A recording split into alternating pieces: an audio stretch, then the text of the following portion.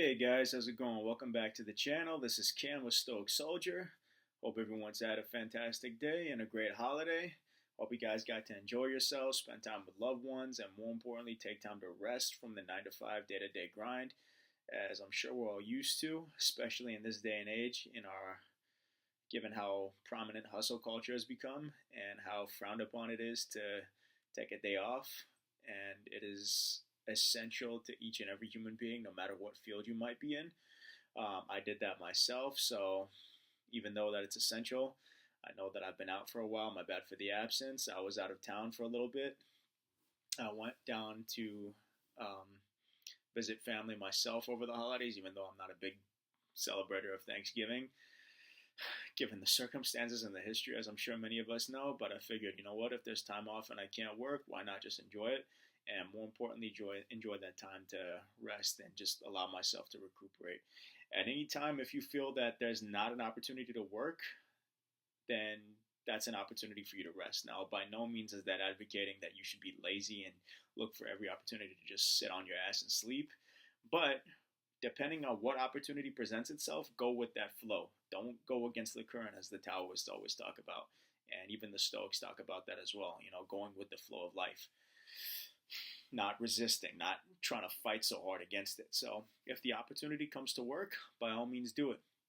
Still finding that balance in between both, of course, even when you're in that flow state and you're, you know, making money and you're making moves and you're building up your business, building up your success, whatever, still find time to rest in between, and then vice versa. Even in those time periods where you feel that you need to rest entirely, say that you just need a break from work, or you need to rehab an injury, or you need to get your health back on track. Do something that's incrementally gonna allow an easy transition for you. So again, enjoy that time off. Make sure that you're using that to recharge yourself. That way, when the time comes for you to get back to work, the gates are open, you're off to the races, you're nice and fresh, and you're ready to go. But even then, you're still keeping yourself mobile. The momentum is still there. That way, it's not going to be total shock and discombobulation when it's time to transition to one or the other.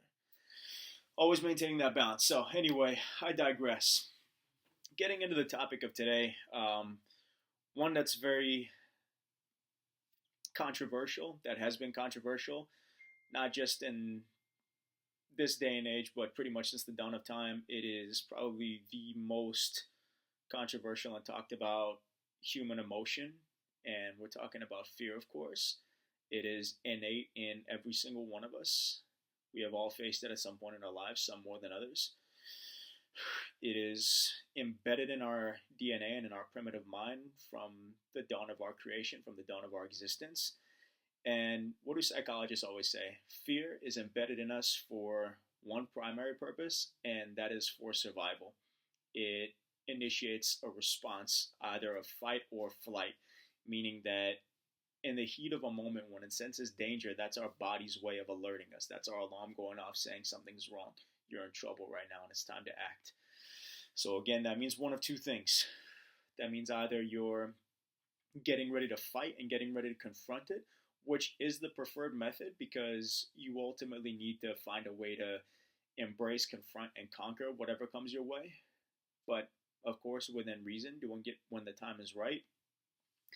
That doesn't mean you go picking fights with random people. That doesn't mean you go bungee jumping blindfolded or anything foolish like that. What that means is you find a way to make peace of situations that might frighten you, that might intimidate you when they come your way.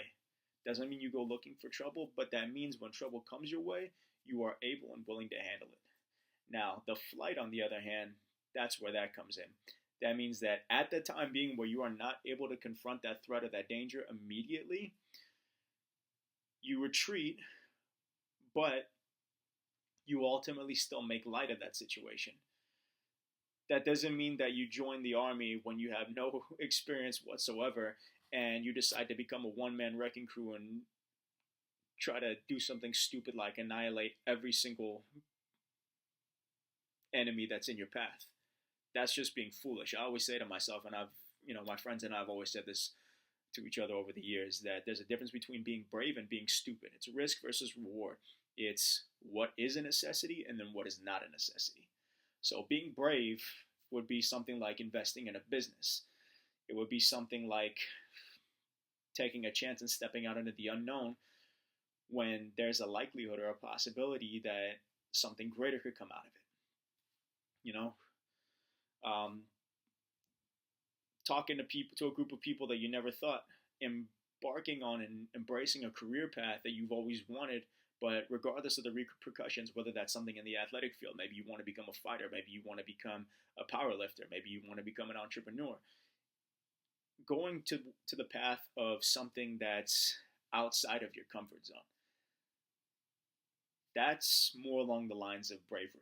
That's more along the lines of risk with reward, as opposed to taking as many shots as you possibly can in a competition just to see who passes out before the next guy. Chugging as fast as you possibly can, eating as fast as you possibly can. Okay, so you got a little reward out of it. But what'd you do to your body? What was the reward worth damaging your health? Again, you have to look at that win-lose ratio. Now, going back to the idea of the fight or flight, again, there's a time and place for both of them. Let's say, for example, that you are walking down the street. You see somebody who's clearly not in their right state of mind.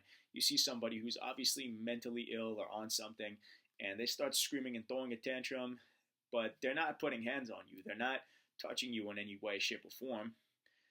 You don't like the way that they're acting, but you could easily walk away because they're not doing it towards you. 1 minute they're yelling at you, 1 minute they're yelling at the wall, 1 minute they're yelling at the grass. At that point, you are not in immediate danger. So even though you might have that fear response triggered because you sense danger, that doesn't necessarily mean that you are in danger at that moment. You see somebody who could be a potential threat. And it's good to be aware of that, but is fighting necessary at that time? Could I walk away from this? Now, if you had kids with you, if you had other people, if you had loved ones, you had friends or a friend who couldn't defend themselves, you had a partner, your girlfriend, whoever with you, your wife, and you see that you don't have the opportunity to get away, at that point, fighting would be an appropriate response. Defending yourself, ending that threat, neutralizing it as soon as possible. That is when you have to confront it. Are you still going to get butterflies? Are you still going to get nervous? Are you still going to feel anxious? Absolutely. But you ask yourself, do I want to survive? Do I have the option to run? And then once you realize that that's no longer in play, then you start thinking to yourself, okay, what can I do now? How can I neutralize the threat? How can I stop him from attacking me? Maybe I go for the leg so he can't stand up. Maybe I blind him temporarily so that'll give us a chance to get out of there to where he's not following us. That is neutralizing the threat when you have no other choice. Same thing if you're going for a hike in the woods. Let's say you come across a wild animal. Let's say you come across a mountain lion. Let's say you come across a black bear. Just because they are growling does not mean, and wildlife experts will tell you this also, that does not automatically mean that they're going to attack you right away. There are different signs. You can even read a little bit more about it. There are specific body postures and facial gestures that you'll see, that you can read about, that'll go more in depth about that. But again, that's not always the case. It means that they acknowledge you perhaps as a potential threat, and then you're doing the same. But as long as you read those signals, even if you're going against bigger, stronger, badder animals, if they are conveying that message to you, that just says, hey, I know you're there.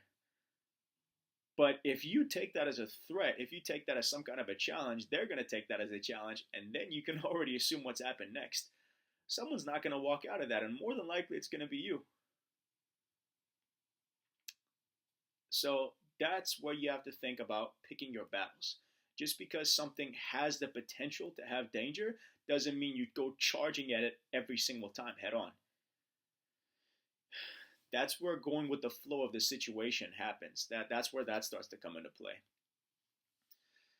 Now, talking about, again, the idea of fear. When you think about fear, really all it is, it's improperly channeled anxiety. It's improperly channeled stress. Because we fear things every day. There are scary things that can and do happen every day, but the fact of the matter is we become so oblivious to it after years and years of programming, either by our parents or just by our own nature or however we were brought up, and we don't even notice it anymore. At one point, going to school was terrifying. At one point, being away from our parents was terrifying. At one point, playing sports was terrifying. And then over time, just by getting familiar with it, this is why exposure therapy has been known to be one of the most effective forms of conquering fear. Just by being familiar with something, that minimizes the threat by thousands. It minimizes it tenfold. What do they always say that people fear the most? The unknown. People fear what we don't understand. And as another saying goes, as I probably mentioned in the past, the devil you know is better than the one that you don't know. Because at least the one that you know what to expect. So even though it's been in micro doses, as minimal of the dosage as it may be, whatever you are already familiar with, even if it's this much, that's already going to become 10 times less scary than something else you've never experienced before. Even though the chances and the likelihood of something happening with what you're not familiar with are that much smaller than what you are familiar with, even though what you are familiar with already is 10 times more dangerous and you're more than likely to have something bad happen to you, just by you being familiar with it, just by you having that minimal exposure to it, it's going to be not nearly as intimidating to you. So, in simplistic terms, whatever you're afraid of, first and foremost, learn about it. And when you can't and it hits you on the fly, take that second, relax, breathe. Because when your mind is racing, you're not going to be able to concentrate on anything else. Stop and breathe is the most important thing. Calm yourself physically, you calm yourself mentally. And then from there, you can act. I know that's not always the case. Sometimes you're hit with situations that terrify you. But you're going to have a lot easier time dealing with it. It's going to be in a much more controlled setting just by allowing yourself to just let go for a second. Allow yourself to just decompress. And then based off what the situation calls for, by taking that breath, by having that brief moment of clarity, you'll be able to make a more practical decision without having to look back and regret it, but still handling it based off what needs to do. If you need to fight, you need to fight. If you need to flight or if you need to retreat, and if that's what's called for, you do it. But again, it's based off the time. As a general rule, confront every fear that you can in that moment, and if not right then and there, learn to confront it eventually. Let's say you couldn't do it right then and there. Go back, assess the situation, and say, what could I have done different? No judgments, just mere observations. Just looking back at the experience. Narrate it to yourself. Don't overdo it. Do it a couple times here and there. Be honest with yourself, but not overly critical to the point where you're just beating yourself down. And see, what can I do next time? How can I improve on it? And then again, go back and learn about it. What do they always say? To defeat the enemy, know the enemy. Familiarity is everything to that. Cool. So that's all the time we have for now for today, guys. I'm going to be making another part to this video in the next couple days or so. So in that case, definitely do stay posted. But I appreciate you guys for sticking through with me. And don't forget to like and subscribe. And many more videos to come in the future, as I've said before. Just getting everything organized right now. But over the next month or so, I'm definitely going to be crunching out a whole bunch more. So thank you guys again for joining me. Y'all have been great, and I will see you guys in the next one. Stoic Soldier out.